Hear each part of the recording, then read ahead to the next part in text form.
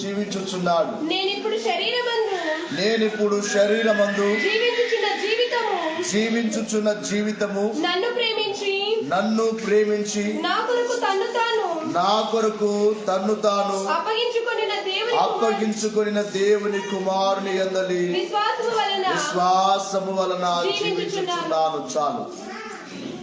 క్రీస్తు ప్రభునందు ప్రియమైన దేవుని యొక్క విశ్వాసులారా, కూడి ఉన్న మనకెల్లరకును మన ప్రభు అయిన యేసు క్రీస్తు వారి యొక్క నామములో కృపా సమాధానములు, మహిమ, దీవెనలు, ఆశీర్వాదములు మెండుగా దేవుడు మనకెల్లరకు అనుగ్రహించును గాక. ఈ రోజున వాక్య అంశము, నేను సిలువ వేయబడి ఉన్నాను. జాగ్రత్తగా దేవుని మాటలు మనస్సు పెట్టి ఆలకించాలని దేవుని సేవకునిగా మీకు మనవి చేస్తూ ఉన్నాను. సాధారణముగా మనిషి యొక్క స్వభావము నేను, నాది అనేది ఎక్కువగా ఉంటుంది. ప్రతి వారి నోటి వెంబడి వచ్చే మాట నేను, నాది, నేను గొప్ప అని చెప్పి వారిని వారు హెచ్చించుకునే వారు కనబడతారు. బైబిల్ గ్రంథములో కొన్ని మాటలు మనం చూచినట్లయితే, పురుషులైన వారు కొద్దిగా ముందుకు జరగండి, ఆయన కొంచెం ముందుకు జరగండి, ఇటువైపు వేసుకోమా, డోర్ గడ్డు కాకుండా.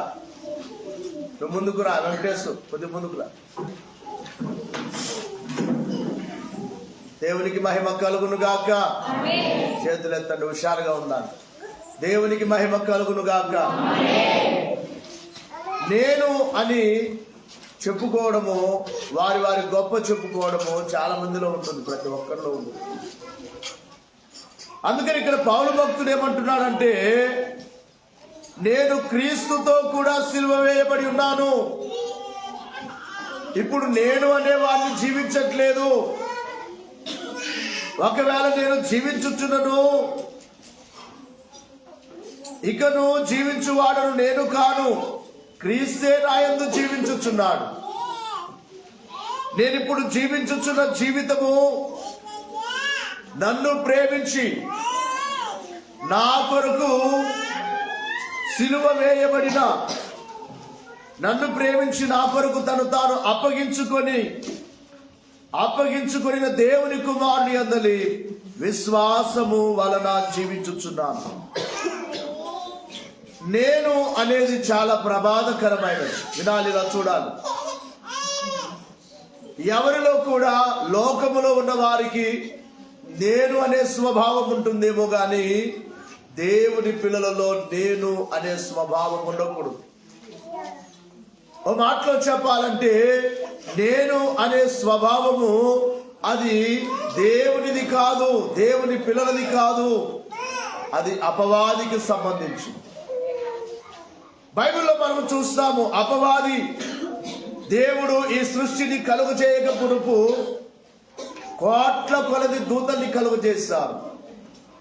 ఈ సృష్టికి ముందుగానే, ఎంతకుముందు మీరు విన్నారు, దూతలు సృష్టికి ముందుగా ఉన్నవారని, వారు కోట్ల కొలదిగా ఉన్నారని, వారిలో ప్రధాన దూతలు ఉన్నారని, వారిలో శరాపులు ఉన్నారని, కెరూబులు ఉన్నారని, 4 జీవులు ఉన్నాయని దూతల్ని గూర్చి అనేక మారులు మీరు విన్నారు. అయితే దూతలలో 7 ప్రధాన దూతలు ఉన్నారు. మరొక పేరేమిటంటే వెలుగు దూత, మరొక పేరేమిటంటే తేజో నక్షత్రము. ఈ విధముగా అపవాది, సాతాను, శోధకుడు, అనేకమైన పేర్లు సాతానుకున్నాయి. అయితే ప్రియులారా, ఈ సాతాను మొదటిగా అతను సాతాను కాదు కానీ దూతలలో ఒక దూత. దేవుడు ఈ దూతను గొప్పగా చేశాడు. దేవుని తర్వాత ఈ దూత స్థానమే. ఈ దూత తర్వాత దేవుడు, దేవుని తర్వాత ఈ దూత. ఆ విధముగా చేయబడిన ఈ దూత ఒక రోజున తనలో తాను తన సౌందర్యమును చూచి, దేవుడు తనకిచ్చిన గొప్ప అంతస్తును చూచి, ఈ దూత ఏమనుకున్నది అంటే, బైబిల్లో మనము యెషయా గ్రంథము 13వ అధ్యాయము, యెషయా గ్రంథము 13వ అధ్యాయము, దయచేసి 14వ అధ్యాయం 13వ వచనము.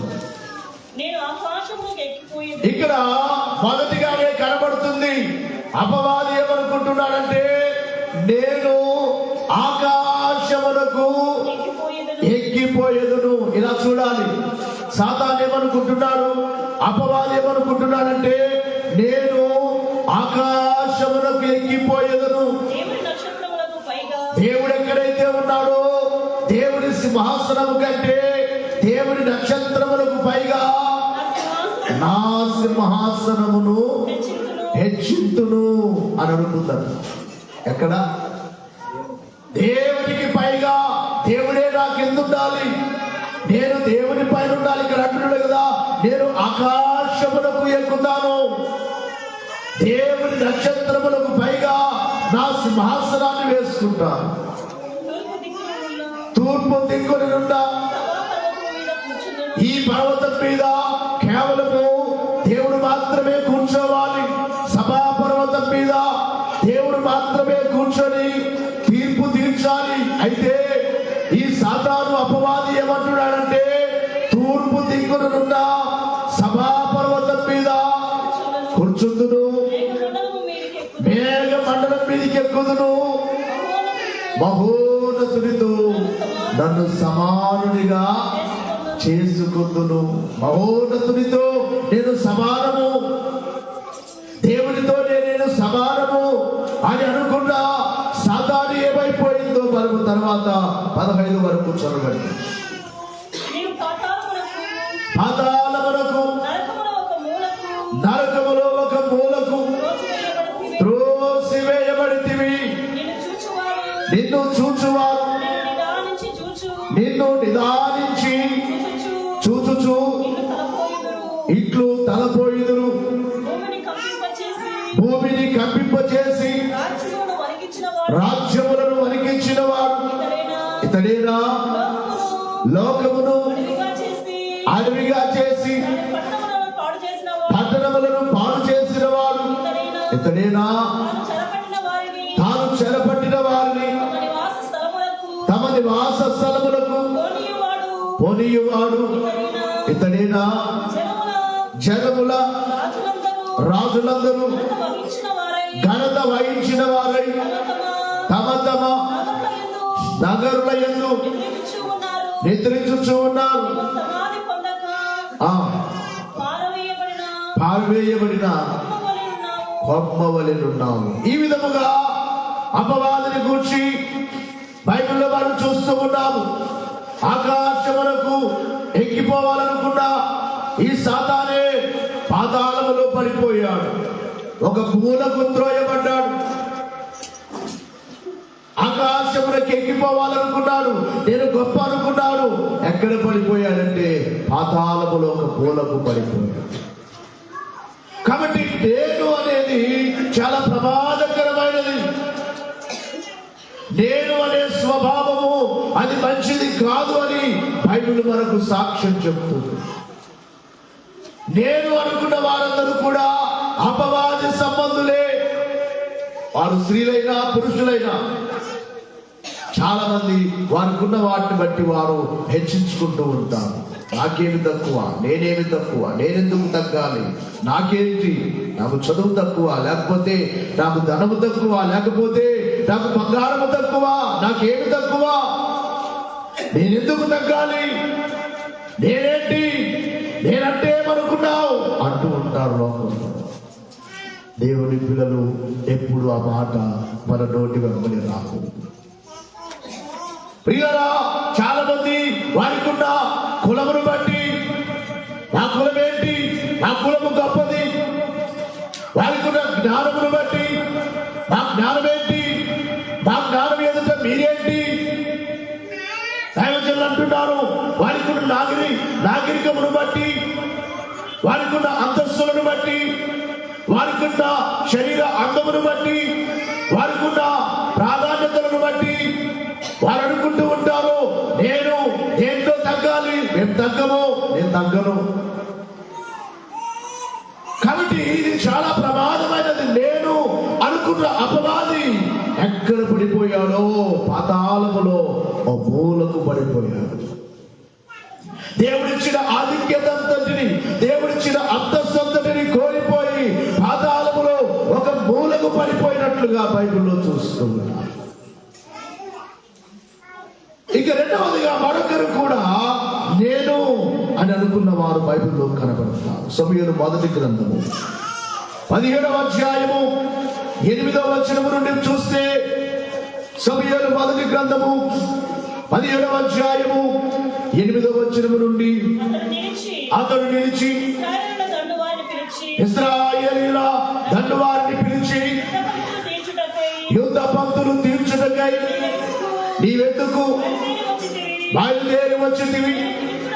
ఇక్కడ అంటున్నాడు, గొలియాతు అంటున్నాడు, నేను ఫిలిష్తీయుడను కానా? మీరు సౌలు దాసులు కారా? మీ పక్షమున ఒకరిని ఏర్పరచుకొని అతని నా యొద్దకు పంపుడి. అతడు నాతో పోట్లాడి నన్ను చంపగలిగిన ఎడల మేము మీకు దాసులం అవుతాం. నేను ఫిలిష్తీయుడను కానా? ఎంత గర్వముగా మాట్లాడుచున్నాడు. దేవుని ఏర్పాటు జనమైన ప్రజలను గూర్చి అంటున్నాడు, మీరు ఇశ్రాయేలీయులైన వాళ్ళారా? మీరు సౌలు దాసులు కారా? సైనికులతో అంటున్నారు, రండి, ఎవరు వస్తారో రండి. నేను ఫిలిష్తీయుడను కానా? నేను గొలియాతును, నేను బలవంతుణ్ణి, నా ముందు ఎవరు నిలవలేరు అని చెప్పి తాను హెచ్చించుకుంటున్నాడు. నేను ఫిలిష్తీయుడను కాదా? నన్ను ఎవరైనా గెలవగలరా? ఎంతటి విరమిగిపోవచ్చు ఉన్నాడు గొలియాతు తనకున్న బలమును బట్టి. ఎంతటి బలవంతుడు! తన ఖడ్గాన్ని మోయడానికే ఒక వ్యక్తి మోసే అంత బరువు ఉంటుందట ఖడ్గం. తన చేతిలో పట్టుకునే ఖడ్గము ఒక వ్యక్తి మోసే అంత బరువు ఉంటుంది. అంతటి బలవంతుడు, అంతటి యుద్ధము చేసిన యుద్ధశాలి. నేను ఫిలిష్తీయుడను కానా? అయితే అదే మాట తన మీదికి వెళ్ళొచ్చిన దావీదు, బాలుడైన దావీదు, చిన్న వయస్సులో ఉన్న దావీదు, బహుశా దావీదు సౌలు మీదికి వెళ్ళినప్పుడు తన వయసు చిన్న వయసే. అందుకే కర్ర పట్టుకొని వెళుతూ ఉంటే ఈ గొలియాతు అంటాడు, ఎరా నేనేమైనా కుక్కను అనుకున్నావా? కర్ర పట్టుకొని వస్తున్నావు. దావీదు అంటాడు, అవురా కుక్కవే. నా దృష్టిలో నీవు గొప్ప అనుకుంటున్నావు, కానీ నా దేవుని నేను చూస్తున్నాను. నా దేవుని వైపు చూస్తే నీవెంతరా? నీవు కుక్కవే అని కర్ర పట్టుకొని వెళ్తున్నాడు దావీదు. సేమ్ మాట దావీదు కూడా అంటున్నాడు. గొలియాతు నేను అన్నట్లుగానే దావీదు కూడా నేను అంటున్నాడు, కానీ నేను అనే మాటకు ముందు ఒక గొప్ప మాట పెట్టాడు. పరిశుద్ధ గ్రంథములో మనం చూసినట్లయితే సమూయేలు మొదటి గ్రంథము ప్రియులారా 17వ అధ్యాయము 43వ వచనము నుండి దావీదు కూడా నేను అంటున్నాడు గాని ఫిలిష్తీయుడు కర్ర తీసి కర్ర చూచి కర్ర తీసుకొని నీవు నా మీదికి వచ్చుచున్నావే, నేను కుక్కనా?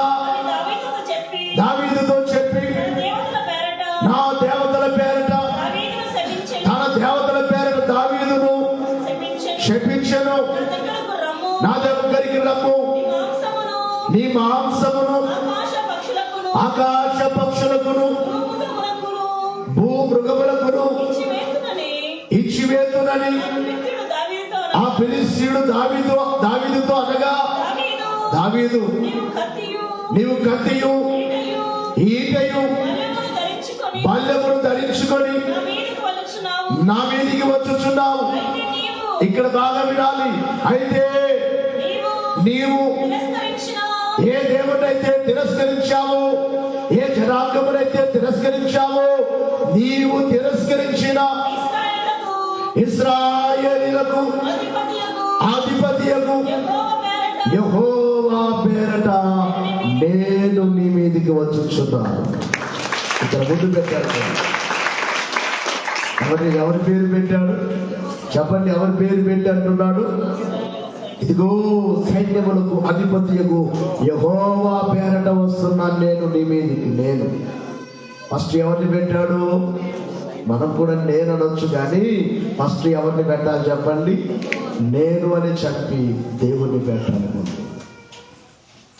నానల్లా దేవరే నిన్న కృప నీదే, ನನ್ನ ಬಲವು ನೀನೇ, ನನಗೂ సమస్తము నీనే, నేనిల్లదే నానిల్లయ్యా అని మనము ఆయనను ముందు పెట్టాలి. కానీ గొల్లియాతు ఇక్కడ తను తాను ముందు పెట్టుకున్నాడు. నేను ఫిలిష్తీయులను కాదా? కానీ దావీదు అంటున్నాడు, ఇదిగో యెహోవా పేరట, సైన్యములకు అధిపతి యెహోవా పేరట నేను నీ మీదకి వస్తూ ఉన్నాను. ఈ దినమున దేవుడు నిన్ను నాకు అప్పగిస్తున్నాడు. ఈ దినమున నేను నిన్ను ఓడిస్తాను. బహుశా ఎవరైనా నేను అని అనుకుంటే వారిలో గొల్లియాతు ఉన్నట్లే. ఇలా చూడండి బాబు, అందరూ కూడా నేను అనుకున్న వారు ఎవరైనా ఉన్నట్లయితే వారెవరు? గొల్లియాతు. ఫస్ట్ అనుకున్నాడు నేను ఆకాశానికి చెప్తానని అపవాది. ఇక్కడ దావీదు వలె మనము కూడా నేను అనే వాడిని చంపివేయాలి. నేను అనే స్వభావం మనలో ఏది ఉండకూడదు. అది చాలా ప్రమాదకరమైనది. ఇక్కడ దైవజనులు తెలియజేస్తూ అంటారు, నేను అనే స్వభావాన్ని పెంచి పోషించేది శరీరము అన్నారు. నేను అనే మాటను తెచ్చేది, దానికి పెంచి ఆ మాటను పెంచి పోషించేది శరీరం. ఏంటట? మన శరీరమే మనల్ని గొప్పగా చేస్తుందన్నమాట. 1000 అద్దాలు పెట్టి, చుట్టూరా 1000 గ్లాసులు పెట్టి, అద్దాలు పెట్టి మధ్యలో నిలబడితే అప్పుడు అంటుంది శరీరం, చూడప్పా, చూడు ఎంత బాగున్నావో, నీవు ఎన్ని చోట్ల కనబడుతున్నావో, చూడు నీ ముఖం చూడు. ఈ శరీరమే మనిషిని హెచ్చింపజేస్తుంది. ఈ శరీరమే మనిషిలో నేను గొప్ప అనే ఆ స్థితిని తీసుకుని వస్తుంది. అందుకే ఆ శరీరాన్ని మీరు నలపండి అంటాడు పౌలు భక్తుడు. ఆ శరీరమును మీరు సిలువకు వేసి కొట్టండి. నేను అనే స్వభావం ఏది మీలో ఉన్నా దాన్ని సిలువకు వేసి కొట్టండి. ముందుగానే చదువుకున్నాం కదా, ఏమని? నేను అనే దానిని నేను చంపివేసి, ఆయన అంటున్నాడు కదా, నేనేమై ఉన్నానో అది ఆయన క్రీస్తు యొక్క నేను అనే దాన్ని సిలువకు వేసి కొడుతున్నాను అంటున్నాడు. కనుక శరీరము చాలా ప్రమాదకరమైనది. మనం శరీరానికి రుణస్థులము కాదు, ఒకప్పుడు రుణస్థులు. దేవుని యొద్దకు రాకముందు, ప్రభు నమ్మక ముందు, బాప్తిస్మం తీసుకొనక ముందు, సంస్కారం తీసుకొనక మునుపు మనము శరీర సంబంధులమే. అప్పుడు మనము కూడా అనేవారమే, నేను అనేవారమే. మనము కూడా మంది మనం చూపించుకునే వారమే. రోమపత్రిక 8వ అధ్యాయం, నేను అనేదాన్ని, ఆ శరీరానికి మీరు విలువనివ్వకూడదు అని పౌలు భక్తుడు ఇక్కడ తెలియజేస్తున్నాడు. 8వ అధ్యాయం 12వ వచనం. కాబట్టి సహోదరులారా, శరీరానుసారముగా ప్రవర్తించుటకు మనము శరీరమునకు రుణస్థులము కాము. వినాలి కొంచెం నాకు. ఇక్కడ ఏమంటున్నాడు? కాబట్టి సహోదరులారా, శరీరానుసారముగా ప్రవర్తించుటకు మనము శరీరమునకు రుణస్థులము కాము. శరీరమునకు రుణస్థులము కాదు మనం. ఇప్పుడు శరీర సంబంధులము కాదు మనం. శరీరముతో మనకు పని లేదు. శరీరాన్ని దినదినము మనము నడపాలి. శరీరాన్ని మనము దినదినము దాన్ని తగ్గించాలి. దాని కొమ్ములు దాన్ని పెరగనివ్వకూడదు. శరీరమునకు మనము రుణస్థులము కాము అని అంటూ తర్వాత కూడా మీరు శరీరానుసారముగా ప్రవర్తించినలా చావవలసిన వారు ఎందరో.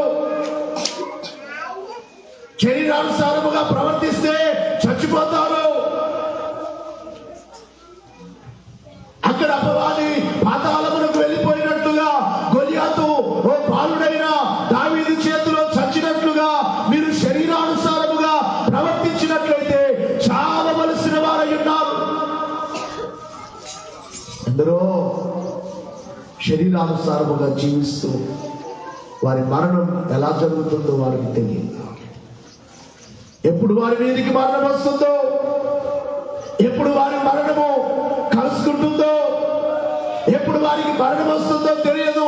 కారణం ఏమిటంటే శరీరానుసారమైన జీవితం జీవించినట్లయితే ఇక్కడ బైబిల్లో దేవుడు రాయించిన మాట మీరు చావవలసిన వారై ఉన్నారు. అయితే చావలసిన వారై ఎందురు గాని ఆత్మ చేత శరీర క్రియలను చంపివేడలా జీవించెదరు. దేంతో చంపాలట?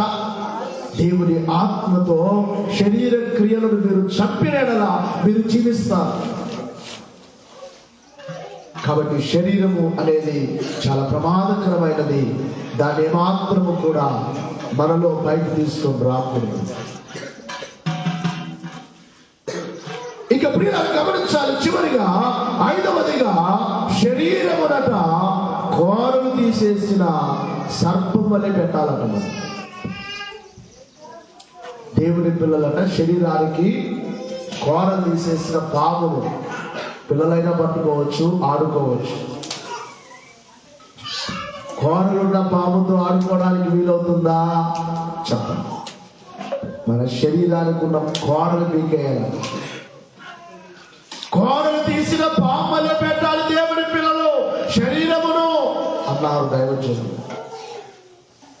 బైబిల్లో కొన్ని వచనాలు మనము చూసినట్లయితే శరీరమును గురించి ఇంకా అనేకమైన విషయాలు రోమపత్రిక 7వ అధ్యాయము 18వ వచనములో చూస్తే నాయందు అనగా నా శరీరమందు మంచిది ఏది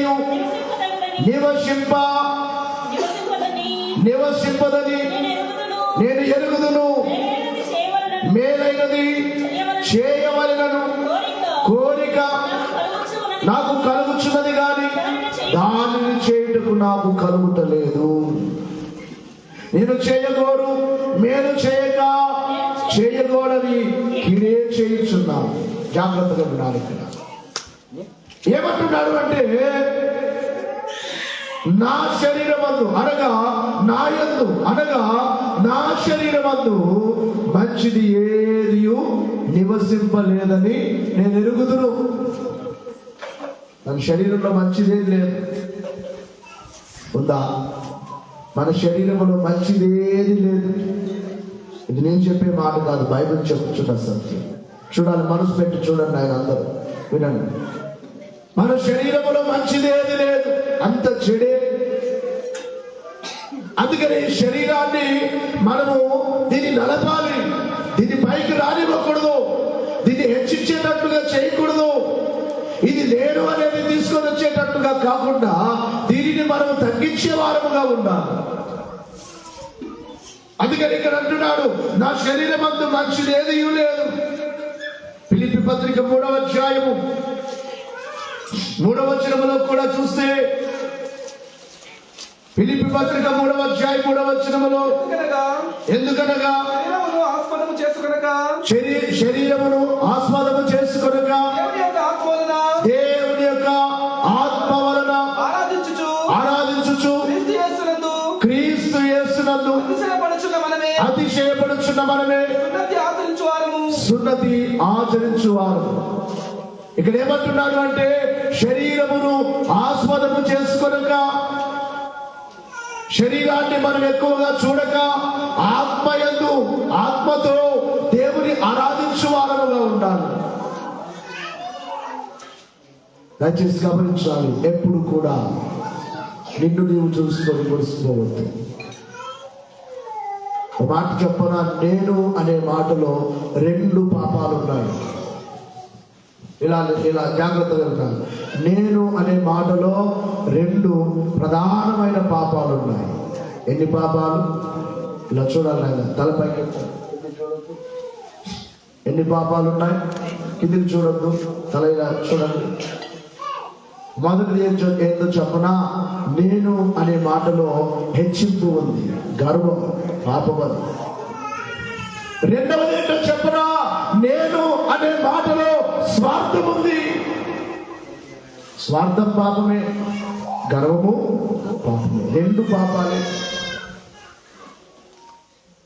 అందుకని దేవుని పిల్లలమైన మనము దావీదు వలె నేను ఇలా ఉంటానంటే నా దేవుడే. చాలా మంది ఇలా సాక్ష్యం చెప్తారు, మేము ఇలా ఉన్నామంటే మా దేవుడు, నా దేవుని కృప, నా దేవుని దయ, నా దేవుని కార్యమే ఈ స్థితిలో ఉన్నామంటే, ఈ రోజు ఇలా ఉన్నామంటే, ఇలా జీవిస్తూ ఉన్నామంటే, ఇలా బ్రతుకుతున్నామంటే ఎవరు చెప్పండి? మీరు మాట్లాడకపోతే కాదయ్యా మాకు మేమే బాగున్నాం అనుకుంటున్నారు. చెప్పండి, అందరూ ఒకసారి చెప్పండి. నేను ఇలా ఉన్నానంటే, చెప్పట్లేదు, గట్టిగా చెప్పండి. నేను ఇలా ఉన్నానంటే, క్షేమముగా ఉన్నానంటే, 3 సార్లు వైరస్ వచ్చినా నేను చావకుండా ఉన్నానంటే ఎవరిని బట్టి? ఎవరిని బట్టి? కొంతమంది అనుమానంగా చెప్తున్నారు అన్నమాట. నన్ను బట్టే నాకు బాగా ఏదో చెప్తారు కదా, ఇమ్యూనిటీ పవరా, వాళ్ళు పవర్ ఎక్కువ కూర్చుంటున్నారేమో. ఎంత పవర్ ఉన్న వారైనా పోయారు, ఎంత పవర్ ఉన్న వారైనా ఈ లోకాన్ని విడిచిపెట్టి కోట్లు డబ్బులు పెట్టి చూపించుకున్న వారు కూడా పోయారు.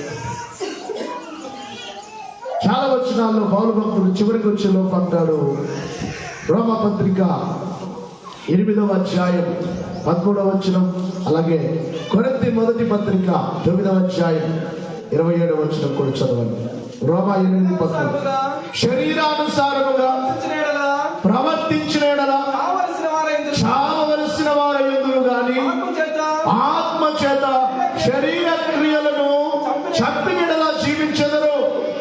అలాగే కొరింథీ మొదటి పత్రిక 9వ అధ్యాయం 27వ వచనం, 9:27, గాలిని కొట్టినట్టు ఇతరులకు ప్రకటించిన తర్వాత నేనే భ్రష్టుడనైపోదునేమో అని నా శరీరమును నలుగగొట్టి దానిని లోపరుచుకొనుచున్నాను. ఎంత చక్కటి మాట. కొంచెం ముందుకు జరగండి, స్త్రీలు కొంచెం ముందుకు జరగండి,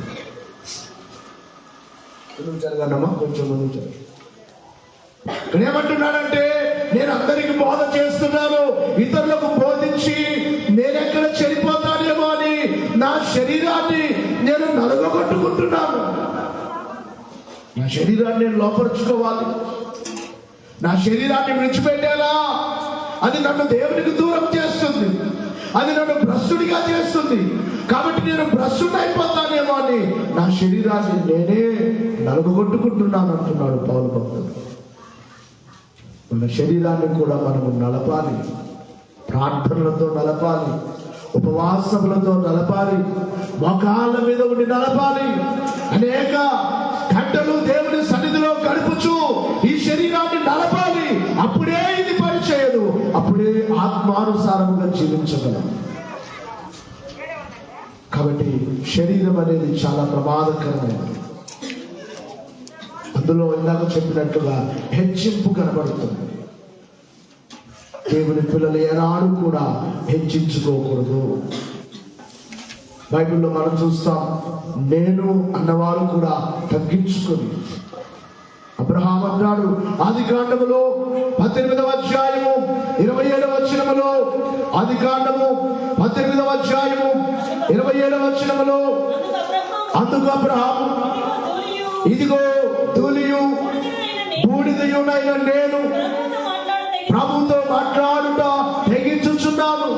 అబ్రహాము అంటున్నాడు, నేను బూడిదను ధూళిని, నేను ప్రభుతో మాట్లాడడానికి యోగ్యుని కాను.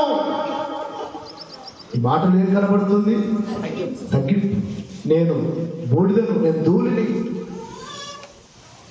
అప్పటికి అబ్రహాము గొప్ప ధనవంతుడు. కొన్ని వేల మంది అతని కింద పని చేస్తున్నారు. అతని పని మనుషులు కొన్ని వేల మంది ఉన్నారు. పశువులు కాసేవారు, గొర్రెల మందల్ని కాసేవారు, పొలంలో పని చేసేవారు, కొన్ని వేల మంది పనివారున్నా అబ్రహాము ఏమంటున్నాడంటే, నేను ధూళిని. అదే మన దగ్గర 10 మంది పని చేస్తుంటే ఏమంటాం చెప్పండి? మన ఇంట్లో 10 మంది పని మనుషులు ఉంటే ఏమంటాం? నేను, నా కుటుంబం ఏమనుకున్నాం, మేమేమనుకున్నాం, మా ఇంట్లో 10 వారు ఎంతమంది ఉన్నారో తెలుసా అని గొప్ప చెప్తున్నాం. అంతటి గొప్ప ధనవంతుడైన అబ్రహాము అంటున్నాడు, నేను ధూళిని, నేను దుమ్మును, ప్రభుతో మాట్లాడడానికి యోగ్యుని కాను. యోహాను కూడా అదే మాట. యోహాను సువార్త 3వ అధ్యాయములో 30వ వచనములో, యోహాను సువార్త 3వ అధ్యాయము 30వ వచనములో ఆయన హెచ్చవలసి ఉన్నది.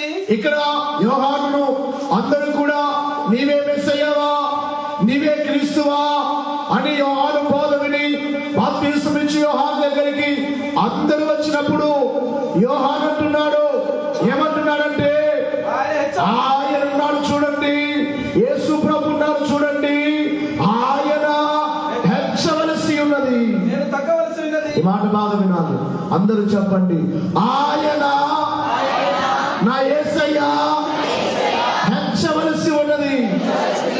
యోహాను వలె చెబుదాం, మన మనస్సుతో చెప్పండి, పెదవులతో కాదు. నా యేసయ్య హెచ్చవలసి ఉన్నది, నేను తగ్గవలసి ఉన్నాను.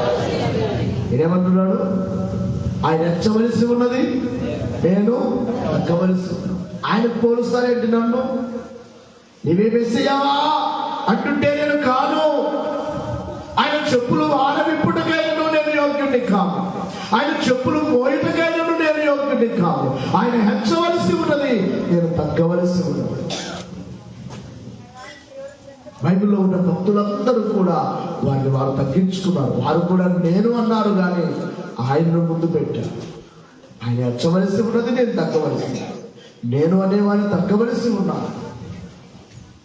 పౌలు భక్తుడు అంటాడు చివరిగా, కొరింథీ మొదటి పత్రిక 15వ అధ్యాయం 9వ వచనం నుండి. కొరింథీ మొదటి పత్రిక 15వ అధ్యాయం 9వ వచనం. ఎలాగనగా నేను అపోస్తలులందరిలో తక్కువ వాడను, దేవుని సంఘమును హింసించినందున అపోస్తలులను వరుటకు యోగ్యుడను కాను. ఇక్కడ అంటున్నాడు, ఆయనను నేనేమై ఉన్నానో అది దేవుని కృప వలననే. ఈ మాట కూడా చెప్పండి అందరూ. ఈ మాటలు చెప్తే మనకు ఆశీర్వాదం. చెప్తారా ఈ మాట కూడా? పౌలు చెప్పినట్లుగా అందరూ చెప్పండి, నేనేమై ఉన్నాను. కొంతమంది చెప్పట్లేదు. నేనేమై ఉన్నానో నా డబ్బును బట్టే అంటారా? నేనేమై ఉన్నానో నా వ్యాపారాన్ని బట్టే, నేనేమై ఉన్నానో నా కష్టాన్ని బట్టే, నేనే ఊరికనే ఉన్నానో కష్టపడుతున్నాను నా కష్టమే, నేనేమై ఉన్నానో నన్ను బట్టే అంటున్నావా? కాదు. ఇక్కడ పౌలు భక్తుడు అంటున్నాడు, ఎంత గొప్ప భక్తుడు. అప్పట్లో విమానాలు లేవు, వాహనాలు లేని కాలములో ప్రపంచములో 3 ఖండాలు, ప్రపంచములో 3 సగ భాగము సేవ చేసిన వాడు అపోస్తలుడైన పౌలు. ప్రపంచములోని సగ భాగం సేవ చేశాడు. అంతటి పౌలు భక్తుడు అంటున్నాడు ఏమని? నేనేమై ఉన్నానో చెప్పండి అందరూ. మీ వాయిస్ పెరగలేదు, అందరూ చెప్పండి, నేనేమై ఉన్నానో. గట్టిగా చెప్పండి. 3 సార్లు కరోనా వచ్చినా నేనేమై ఉన్నానో చెప్పండి, నేనేమై ఉన్నాను అది దేవుని కృప వలననే. మరలా చెప్పండి, చేతులు ఎత్తి గట్టిగా చెప్పండి, నేనేమై ఉన్నాను అది నా దేవుని కృప వలననే, నా దేవుని దయ వలననే నేను ఇలా ఉన్నాను. ఒప్పుకుంటారా ఈ మాట? ఊరికి నేను చెప్పమంటే చెప్పాను, మీరు చెప్పమన్నారు కాబట్టి చెప్పామయ్యా అంటారా? నిజంగానే ఒప్పుకుంటామన్న వారు చేతులు ఎత్తండి. ఇలా నానందరూ అనుకుంటే అదే నేను సుమ్మనే అనుకుంటా నాను అంటారు కదా కన్నడలో. నేను అనుకుంటే తక్కువ అనుకున్నావా, నానందరూ ఏనో నన్ను నోడు మధ్య అంటారు. నాదంతా ఇంత అదొద్దు. మనకి ఏదున్నా ఎవరిని బట్టి గట్టిగా చెప్పండి. నేను అంటున్నాను, ఈ సేవ అంతా నన్ను బట్టి కాదు, సేవకురాన్ని బట్టి కాదు, ఆయనను బట్టియే. మహిమ ఆయనకే, ఘనత ఆయనకే, కీర్తి ఆయనకే. ఓ 10 మంది సంఘం ఉంటే ఎంతగా ఈ రోజున సేవకులు కాళ్ళు ఎగరేస్తారన్నమాట. నా సేవ ఏమనుకుంటున్నావా? దేవుడు ఇంత సేవ ఇచ్చిన ఈ తక్కువ సమయంలో దాదాపుగా 5 మందిరాలు, 6వ మందిరం త్వరలో ఓపెనింగ్ అవుతుంది. నేను రాత్రి క్యాంపు కుమారులు ఫోన్ చేసి, అయ్యా పని ప్రారంభిస్తాం అని వారు ఫోన్ చేస్తారు. ఆ మందిరం పని కూడా అయిపోతుంది. 3 మందిరాలు అని ప్రార్థన చేశాం. దేవుడు ప్రార్థన ఆలకించారు. ఆ మందిరం వారికి అప్పగించారు. వారే మేము చేస్తామయ్యా దేవుని కొరకు అని చెప్పి వారు కోరుకున్నారు. ఈ సేవ అంతటికి ఎవరు చెప్పండి? దేవుడా, మీరా? మీకు, నాకు, సేవకు అందరికి ఎవరు? గట్టిగా చెప్పండి. దేవుడే. ఆయనే కనపడతాం, ఆయనే హెచ్చిద్దాం, ఆయనే మహిమపడతాం. ఆయన ఎంతగా హెచ్చిస్తామో, ఆయన ఎంతగా మహిమపరుస్తామో మనల్ని కూడా ఆయన హెచ్చిస్తాడు. ఆయన మనల్ని తగ్గు చేయరు, ఆయన మనల్ని తగ్గించరు. ఆయన మనం పొగుడుతూ ఉంటే, ఆయన మనం ఆరాధన చేస్తూ ఉంటే, ఆయన మనం గణపరుస్తూ ఉంటే, ఆయన మనం కీర్తిస్తూ ఉంటే, ఆయన కూడా అంటాడు, నా బిడ్డలు ఎంతగా తగ్గించుకుంటున్నారో. తగ్గించుకున్న అబ్రహామును ఆ దినాల్లో అబ్రహాము అలా నడుచుకుంటూ వెళుతుంటే అన్య జనులు చేతులు ఎత్తి మొక్కేవారంట. అన్య జనులు చేతులు ఎత్తి నమస్కారం చేసేవారు. ఏమని? అయ్యా నీవు మహారాజు. రాజులేనేవారు, నీవే రాజువు. కానీ అబ్రహాము ఏం చేస్తున్నాడు? తగ్గించుకుంటున్నాడు, నేను ధూళిని. కాబట్టి చివరిగా మనం చూసినట్లయితే ఇక్కడ పౌలు భక్తులు అంటున్నాడు, నేనేమై ఉన్నాను చెప్పండి? ఎవరి దయ వల్ల, ఎవరి కృప వల్ల నేనేమై ఉన్నాను? అది దేవుని కృప వల్లనే అయి ఉన్నాను. మరియు నాకు అనుగ్రహింపబడిన ఆయన కృప నిష్ఫలము కాలేదు. కానీ అందరికంటే నేను తక్కువగా ప్రయాసపడినది నేను కాను, నాకు తోడయున్న దేవుని కృపయే. ఈయన కూడా ప్రయాసపడ్డాడు. ఒకసారి అంటున్నాడు, ప్రయాసపడింది, నేను ప్రయాసపడ్డాను అంటున్నాడు. మరల వెంటనే ఏమంటున్నాడు? అక్కడే ఏమంటున్నాడు? నేను కాదు ప్రయాసపడ్డాను అన్నాడు. ఫస్ట్ ప్రయాస అనేది ఉంటుంది. సేవకుడి యొక్క ప్రయాస ఉంటుంది. ఒక సమయం వచ్చేలోపు ఆ సేవకుని ప్రయాస కనపడదు. సేవ వృత్తి అయిపోయినప్పుడు ఆ సేవకుని ప్రయాస కనపడదు. వృత్తినే చూస్తారు కానీ ఆ సేవకుని ప్రయాస ఉంటుంది. అయితే సేవకుడు ఎంత ప్రయాసపడినా దేవుని కృప లేకపోతే,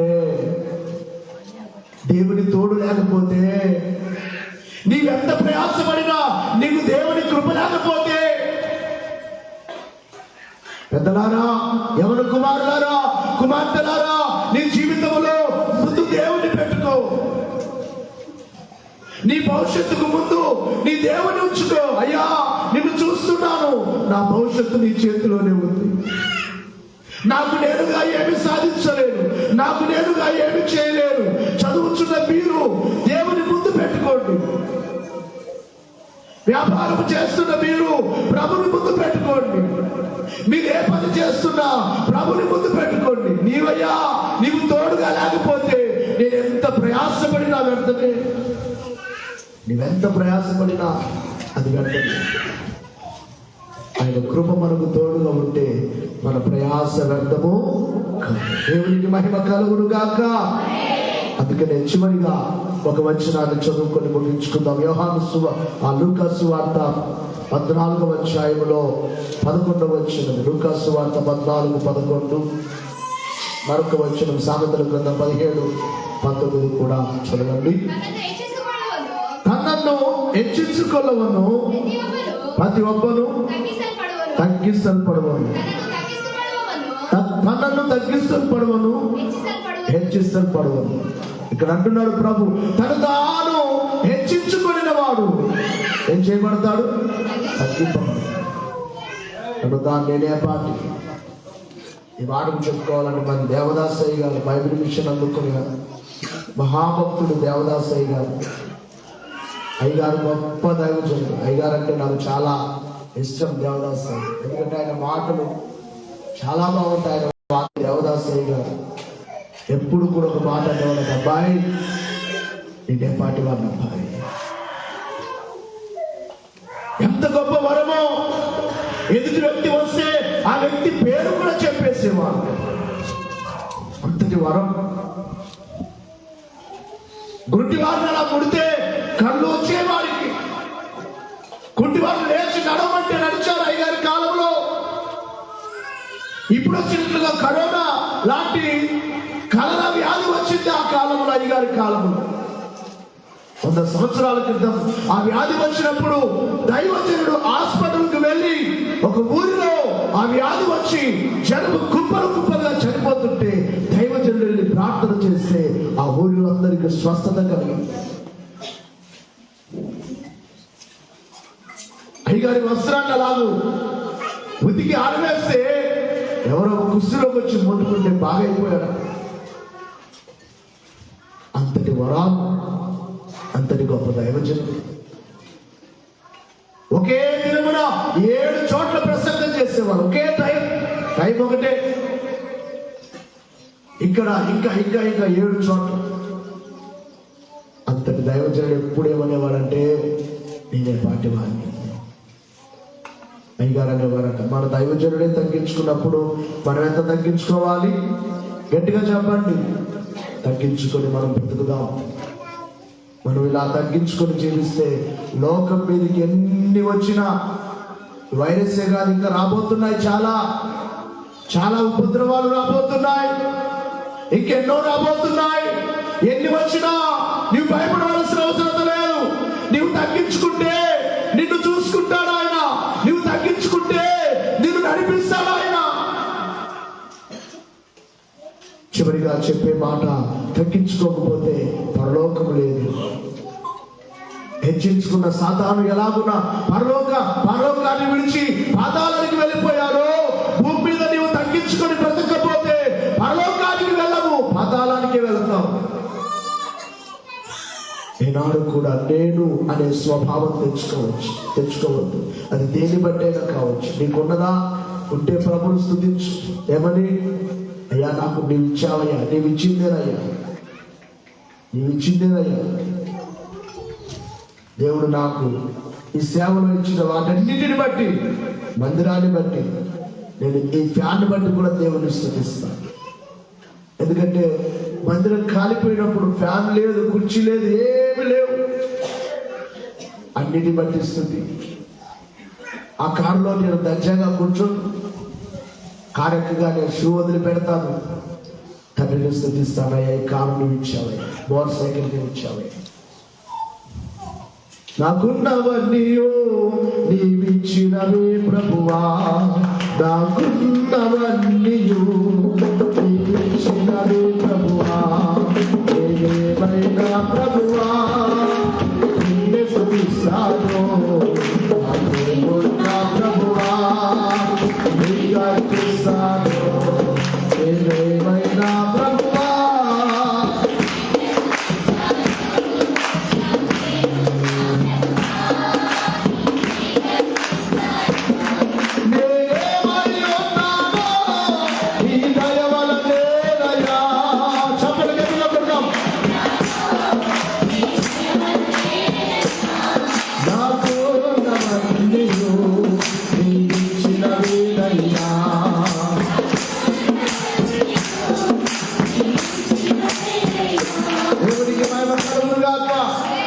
మనకేమున్నా ఎవరిది చెప్పండి. బహుశా నీవే కష్టపడి సంపాదించుకున్నావేమో, కానీ దేవుని కనపరచు. ఆస్తి నీవే కష్టపడి సంపాదించి ఉండవచ్చు, మీ తల్లిదండ్రులు సంపాదించి ఉండవచ్చు, ఉద్యోగాన్ని సంపాదించుకోవచ్చు, బాగా చదివి ఉండవచ్చు. ఏదైనా కానీ నిన్ను బట్టేయా అను. ఎవరిని పొగుడు? అది దేవుని పిల్లల లక్ష్యం. నిన్ను బట్టేనయ్యా, ఇదంతా నిన్ను బట్టే, నువ్వు లేకపోతే నేను లేనయ్యా. నేనిల్లాదే నా నిల్లయ్యా, యేసయ్యా యేసయ్యా, నేనిల్లాదే నా నిల్లయ్యా, నిన్నంత దేవరు యారు ಇಲ್ಲ, సహాయి ఈశ్వరుడు ఒక్కడు ಇಲ್ಲ. నిన్నంత దేవరు యారు ಇಲ್ಲ, సహాయి ఈశ్వరుడు.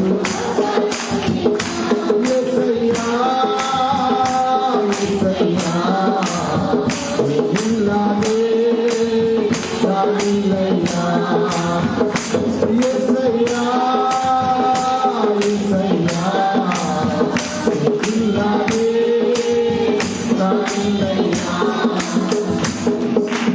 లేకపోతే మనం లేము.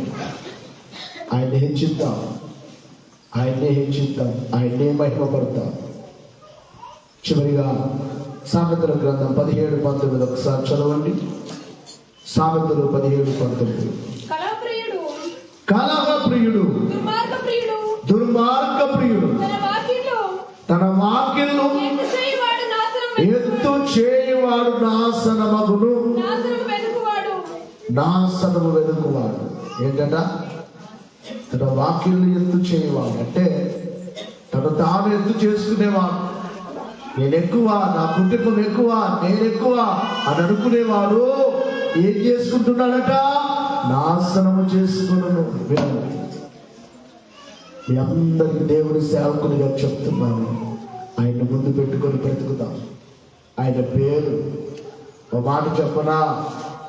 నేను అనే మాట ఆయన మాత్రమే పలకాలి, దేవుడు మాత్రమే పలకవలసిన మాట. నేనే యెహోవాను, నేను మొదటి వాడును, కడపటి వాడును, నేను ఉన్నవాడును, అనువాడును, మృతుడనై ఇదిగో యుగాలు జీవించుచున్నవాడును, నేను అల్ఫా ఒమేగా, నేనే మోక్షానికి మార్గము. నేను అనే మాట ఎవరికి చెందింది? గట్టిగా చెప్పండి. దేవునికి చెందింది. ఈనాడు కూడా మనలో నేను అనేది వద్దు. ఏదైనా కానీ వ్యాపారం చేస్తున్నావా? నా వ్యాపారం అనొద్దు పొరపాటు. దేవుడు నాకు ఇచ్చిన పలకండి అయ్యా, ఈ మాటలు మంచివి, పరిశుద్ధాత్మ. నేను వేరే ప్రసంగం సిద్ధపడ్డాను, కానీ ఇది చెప్పమంటే రాత్రి నేను సిద్ధపడ్డాను. ఇప్పుడు కొన్ని వచనాలు పరిశుద్ధాత్మ దేవుడు రాయిస్తే రాసుకుంటాడు. నా వ్యాపారం అంటారా? నా పని అంటారా? నా ఉద్యోగం అంటారా? నా చదువు అంటారా? అటన్నిటికి ముందు నా దేవుడు నాకు ఇచ్చిన వ్యాపారం, నా దేవుడు నాకు ఇచ్చిన పని, నా దేవుడు నాకు ఇచ్చిన ఉద్యోగం, నా దేవుడు నాకు ఇచ్చిన స్థానం, నా దేవుడు నాకు ఇచ్చిన ఇల్లు, నా దేవుడు నాకు ఇచ్చిన పిల్లలు, ఏదైనా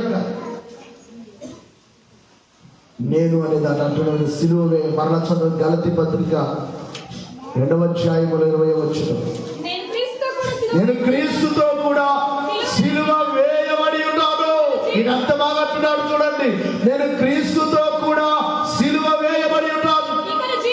ఇకను జీవించువాడు నేను కాదు, బ్రతుకుతున్నాను కాదు, నేను కాదు బ్రతికేది, క్రీస్తు నా యందు జీవించుచున్నాడు.